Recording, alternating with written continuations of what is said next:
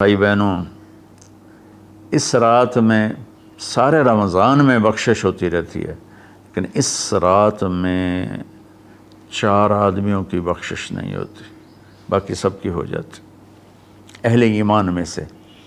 تو 4 آدمیوں کی بخشش نہ ہونے کا مطلب یہ ہے کہ اگر یہ توبہ نہیں کرتے تو ان کے لیے معافی کوئی نہیں، اگر یہ توبہ کر لیں تو ایک دم معافی، ان کو بھی اللہ کی رحمت ان کو اپنے چھاؤں میں لے لے گی۔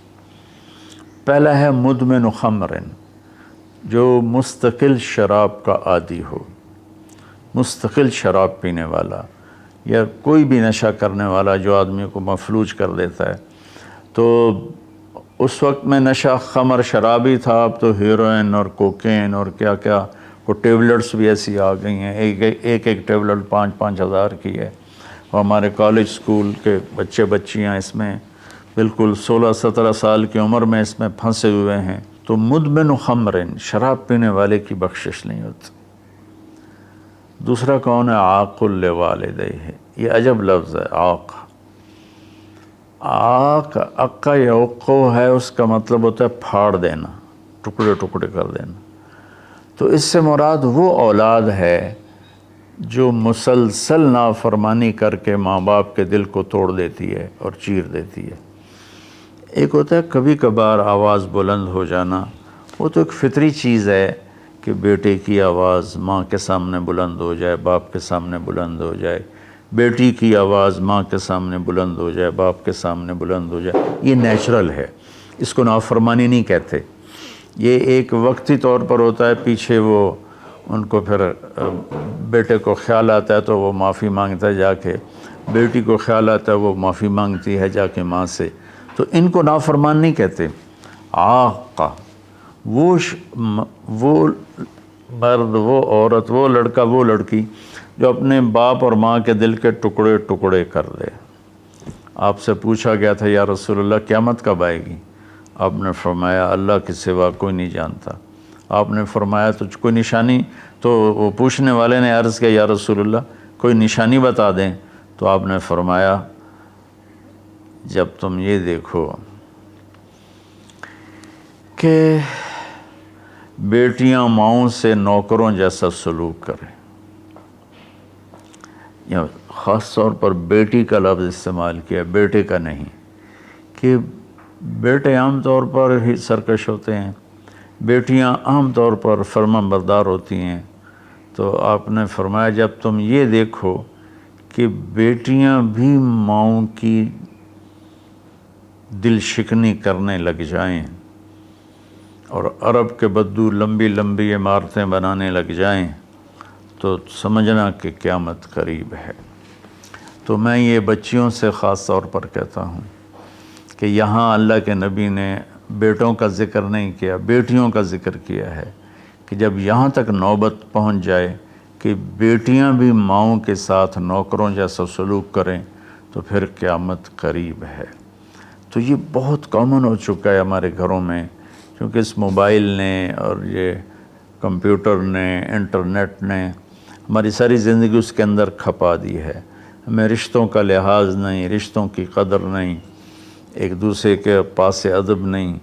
میں جب بہت چھوٹا تھا تو میں نے اپنی ایک پچھلی نسل جو اب ساری ختم ہو گئی ہے، آخری سے میرے بہنوئی وہ بھی فوت ہوئے ہیں چند دن پہلے، تو ان سب میں اپنے ماں باپ کا اتنا ادب ہوتا تھا کہ کوئی ان کے آگے چوں نہیں کرتا تھا۔ میں نے اپنے دادا کے بھائی کو دیکھا ہے، دادا کو میں نے بس ایسے حلیہ، ایسے کہ حیولہ سا ہے بھائی، یوں شکل تھی لیکن وہ یاد نہیں۔ دادا کے بھائی کو دیکھا ہے تو دادا کے بھائی کے جو بیٹے تھے نا، جب ڈیرے میں بیٹھتے تھے تو اپنے والد کے سامنے نہیں بیٹھتے تھے، پیٹھ کے پیچھے بیٹھتے تھے، حالانکہ دین کی کوئی خبر نہیں تھی۔ یہ اس وقت کی معاشرت تھی، مشرقی معاشرت۔ اب بھی آپ جائیں تھر میں تو ہندو عورتیں ہوں گی، جب گاڑی آئے گی تو ایک دم اپنا گھونگھٹ نیچے کر لیں گی، حالانکہ ہندو عورتیں۔ یہ تہذیب مشرق ہے۔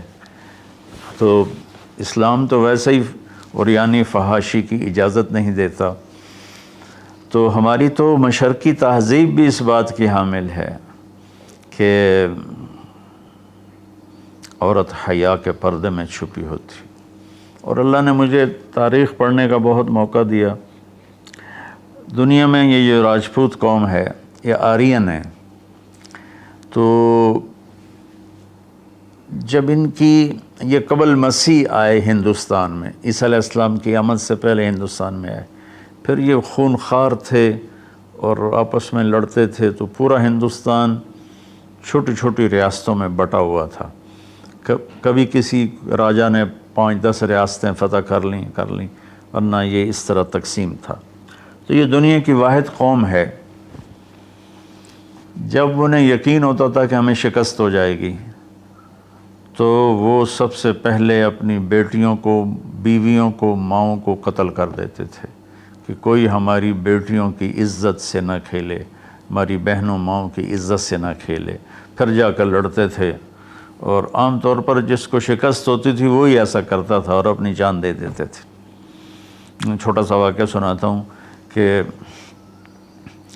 مراٹھوں نے ایک قلعے پر حملہ کیا، شیر گڑھ اس کا نام تھا، تو اس کا جو راجا تھا وہ راجپوت تھا، اس کی طرف سے اورنگزیب کی طرف سے وہ وہاں اس قلعے کا وہ حاکم تھا، لیکن تھا ہندو، اودے سنگھ اس کا نام تھا، اور اس کی 18 بیویاں تھیں۔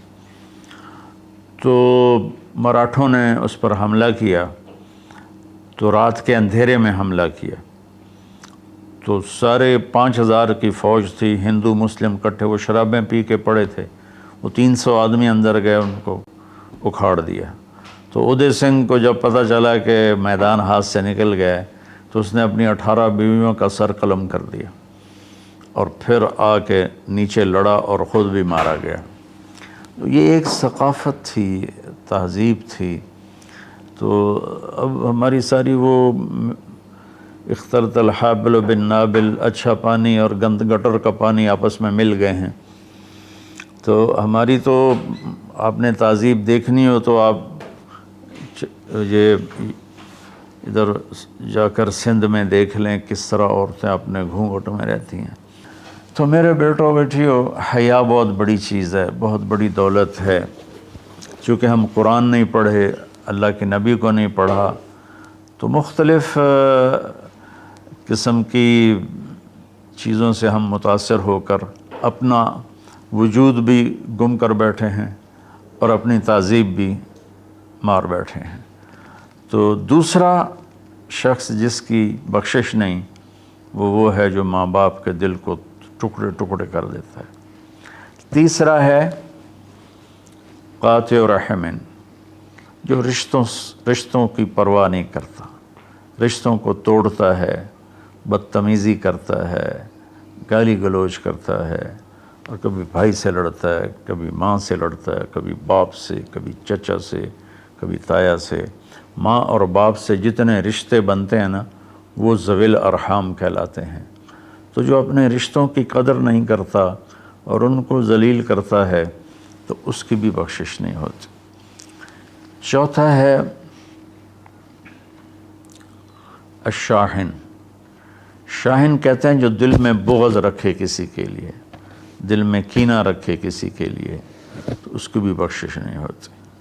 تو دیکھو، میں سب کے سامنے ہاتھ جوڑتا ہوں، اگر کوئی شراب کا عادی ہے توبہ کر لے، ابھی 21 کی رات نہیں آئی۔ اگر کوئی ماں باپ کو ناراض کر کے بیٹھا ہے تو ان کے پاؤں پکڑ کے راضی کر لے۔ کوئی رشتہ داروں سے لڑائیاں کرتا پھر رہا ہے تو صلح کر لے۔ کوئی کسی کے بارے میں دل میں کینہ رکھتا ہے، بغض رکھتا ہے، تو اپنے دل کو صاف کر لے۔ ان چاروں میں یہ آخری چیز بہت زیادہ پھیلی ہوئی ہے کہ ہمارے دل نفرتوں سے بھرے ہوئے ہیں۔ تو میرے بھائی بہنوں، اس رات میں اللہ تبارک و تعالیٰ سب کی بخشش فرما دیتا ہے سوائے ان 4 آدمیوں کی، اور یہ بھی اگر توبہ کر لیں تو ان کی ساتھ ہی بخشش ہو جاتی ہے۔ تو اس میں ہمیں 21 کو بھی جاگنا چاہیے، 23 کو بھی، 25 کو بھی، 27 کو بھی، 29 کو بھی، کہ 5 راتیں، کوئی ایک رات تو ضرور ہوگی باقی اصل علم تو میرے اللہ کے پاس ہے۔ تو اپنے دل کو بھائی بہنوں صاف کرو، اور اس ایک رات میں 83 سال کا ثواب لے لو۔ اللہ تعالیٰ مجھے آپ کو عمل کی توفیق بخشے۔ السلام علیکم۔